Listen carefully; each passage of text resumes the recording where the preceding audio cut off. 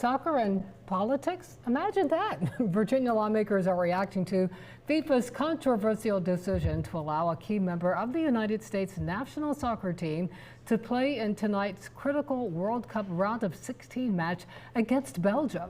Today, President Donald Trump confirmed he spoke with FIFA's president about the situation, as had been reported over the weekend. Tyler Englander breaks it down for us.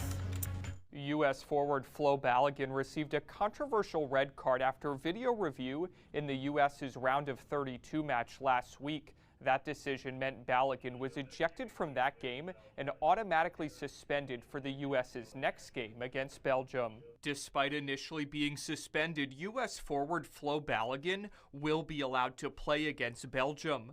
That's because on Sunday, FIFA announced that FIFA's disciplinary committee has issued an update, and the implementation of his automatic suspension, quote, is suspended for a probationary period of 1 year. FIFA, I think, made the right determination. On Monday, President Donald Trump, who said he disagreed with the red card, confirmed he spoke with the president of FIFA and asked for FIFA to review what happened, but added he didn't tell FIFA's president what to do.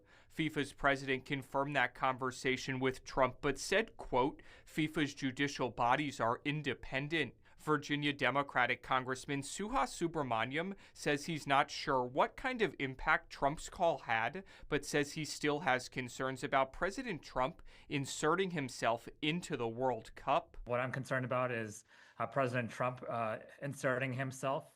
He tends to ruin everything, and I didn't want him to ruin the World Cup, but yet here he is again, ruining something. He's basically tainting the performance of the national team before they even have the game by creating this controversy. Meanwhile, fellow Democratic Virginia Congressman James Walkinshaw said in a statement, quote, shouldn't have been a red card, shouldn't have been a suspension, and Trump shouldn't have interfered. Balogun is the only one demonstrating class and good judgment.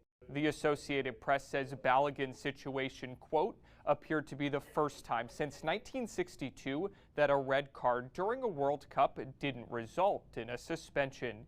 In Richmond, I'm Tyler Englander.